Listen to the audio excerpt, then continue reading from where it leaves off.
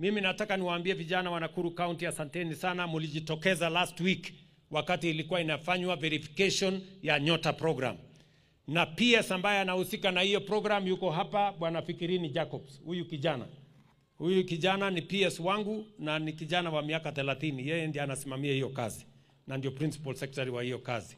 Sasa nyinyi vijana, Friday next week ndio tunaanza kupatiana pesa ya Nyota.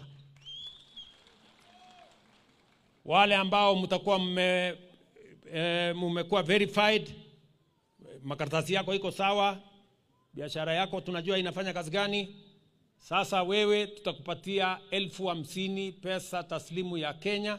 Hiyo ni mpango ya serikali.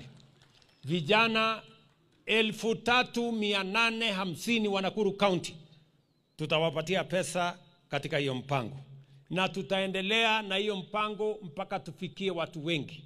Pia tuko na vijana ambao wamefanya courses tofauti lakini hawajapata stakabadhi za ile courses wamefanya. Hata wengine hawajafanya course yeyote. Pia tuko na mpango ya kuwasaidia. Kama hujamaliza shule, kama ulimaliza shule na hujafanya course yoyote, tuko na program ya kukusaidia kukufanyisha course. Tutakulipia, tutakupatia stipend, ndio tuhakikisha kwamba vijana wengi tunawawezesha waweze kuwa na taaluma mbalimbali, ndio wachangie katika kuendesha taifa letu la Kenya.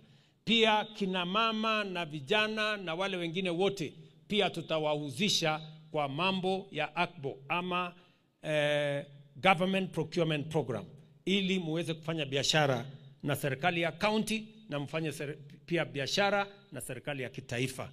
Hiyo ndio mpango yetu, tuhakikishe kwamba tunawajumuisha vijana wa taifa letu katika maendeleo ya taifa lao.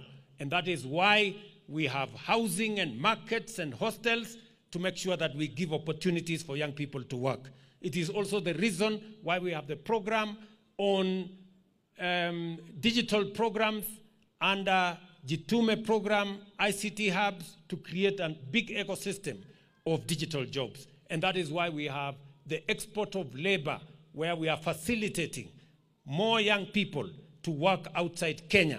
And that is why we also have the Nyota program as part of mobilizing the talent, the energy, the effort, the expertise of young people, in them participating in driving the development of our country forward.